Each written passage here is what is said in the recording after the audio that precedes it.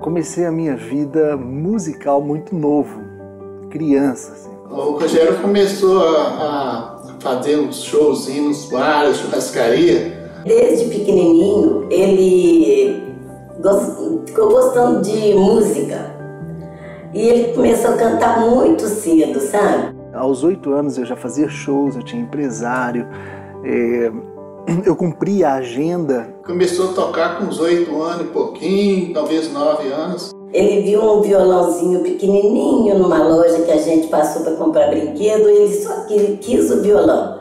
Então nós compramos o violãozinho para ele e foi assim que ele começou, sabe? Grandiosa para uma criança. Assim, eu já gravava rádios, TVs, eu cantava música sertaneja, eu fiz grandes apresentações.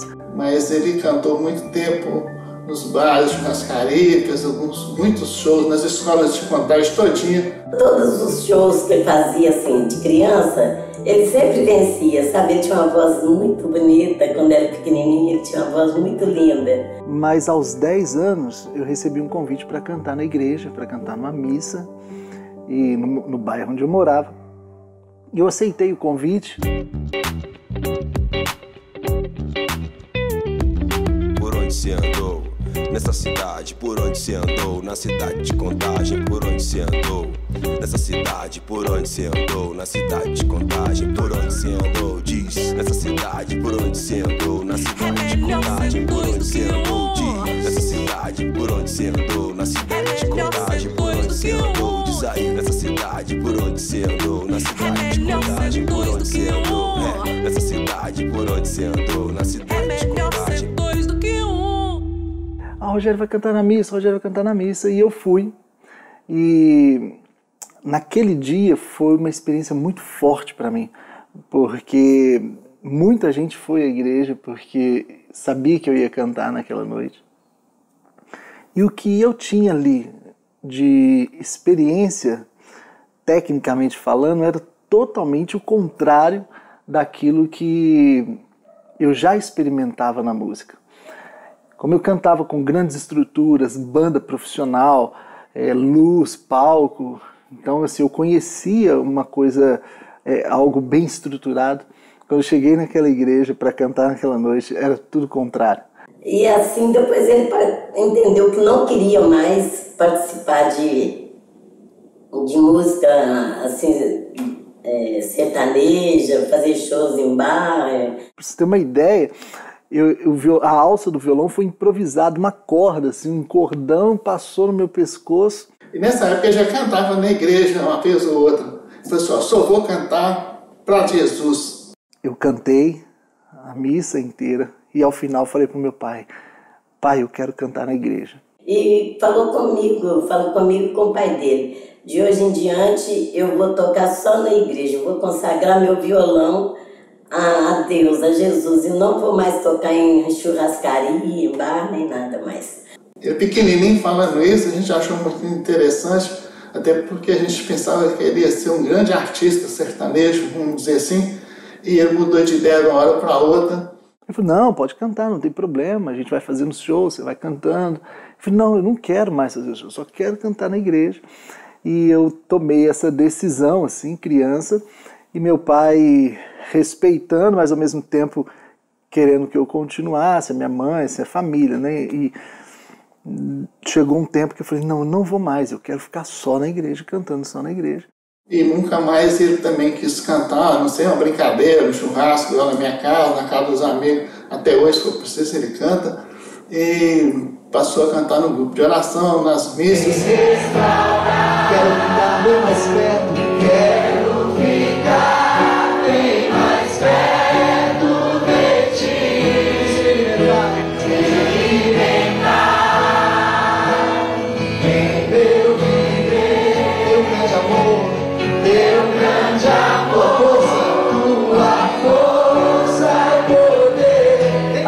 aos 18 anos, mais ou menos, quando a gente começou a mobilizar muita gente, muitos jovens, muitas famílias, adultos também, eu já estava vivendo um processo assim de imersão máxima no Evangelho. Essa fase dele foi muito linda, porque ele decidiu, ele próprio, com essa pouca idade dele, ainda rapazinho, jovem, né, na fase de adolescência ainda, ele mesmo decidiu que queria ajudar as pessoas. E eu acredito que realmente eu iniciei um processo que eu posso chamar de vida missionária quando eu estava com 17, 18 anos.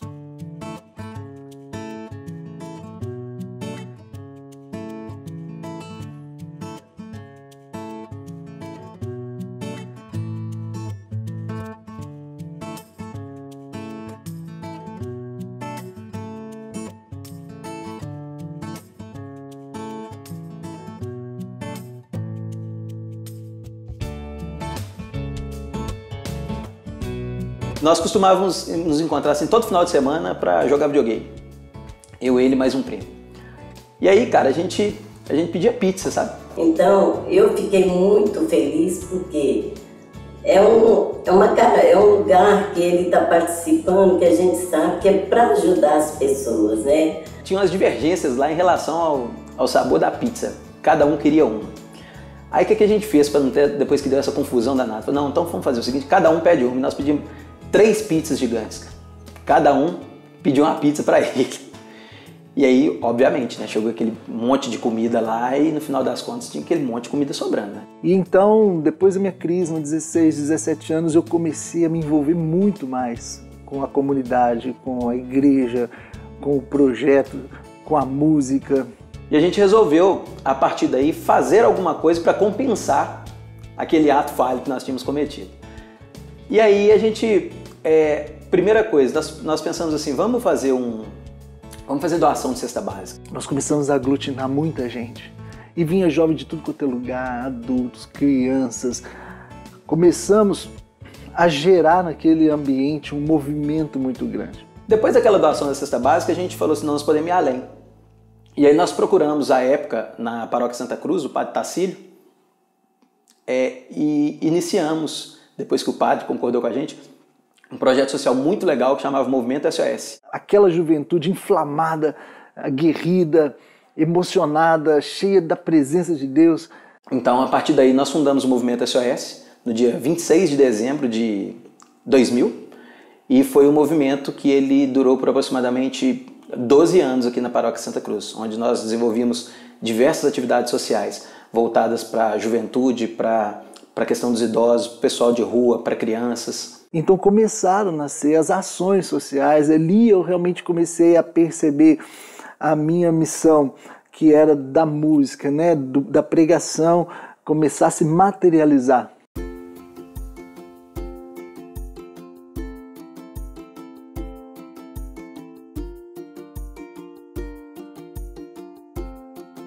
Eu conheci o Rogério lá nas alturas, dentro de um avião. Nós estávamos coincidentemente indo para o mesmo evento e nos encontramos dentro desse avião e dentro desse avião descobrimos que estávamos indo para o mesmo lugar. Eu percebi a minha vocação para o matrimônio, para o casamento e conheci então a minha esposa. Ele estava sentado ao meu lado e eu tirei o terço para rezar antes do avião decolar. Aí ele perguntou se eu estava rezando com medo do avião cair ou porque eu tinha o costume mesmo de rezar. Namoramos por 3 anos e pouco e depois nos casamos. E sempre vivi com muita intensidade de tudo. Quando eu voltei para Belo Horizonte, eu estava passando na época por um problema bem sério, assim, bem difícil, né, de superar. E uma amiga minha falou, vou te levar num grupo de oração, de um amigo meu e tal. E quando eu cheguei lá era o Rogério, que estava conduzindo o grupo de oração. Eu falei, que legal, já conheço ele. Então eu reencontrei ele depois de algum tempo, né? A minha esposa, ela tem plena consciência que ela casou com um missionário, com alguém que a ama mas que não vai deixar de amar nunca a todos. E a partir dessa ida no grupo de oração, a gente começou a ter contato, nada demais, pouquíssimas vezes, até que um dia ele me ligou, estava na casa dos meus pais. Por mais que ela não suba para pregar, por mais que ela não pegue um microfone ou um violão para tocar, porque não é o talento dela, ela é missionária comigo. Ligou, me perguntou se eu ia demorar a voltar, e aí a gente encontrou e a partir daí a gente começou a namorar mesmo, assim. Vivo para minha casa, minha família, como para a casa de Deus e os irmãos. E é uma experiência muito linda, porque você aprende que é possível formar primeiro uma comunidade dentro da sua casa.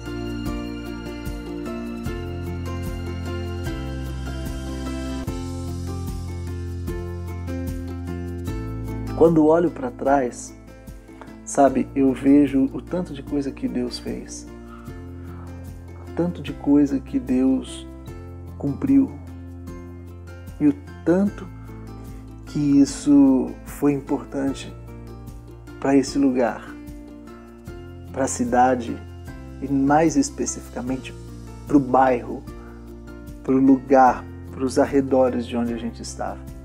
O quanto aquele lugar se tornou um lugar florido e o quanto, com o passar do tempo, as mesmas pessoas que às vezes olhavam para mim aquela coisa acelerada, aquele menino maluco, rápido, imerso, fui crescendo, ganhando maturidade, mantendo o passo, ficando no mesmo lugar, mantendo a constância.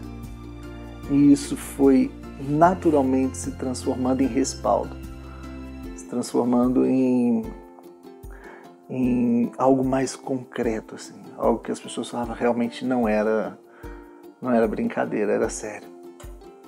E hoje eu estou aqui com 38 anos, eu sou casado, tenho filhas, e hoje eu percebo todo esse movimento de Deus na minha vida como a melhor hora, o melhor tempo.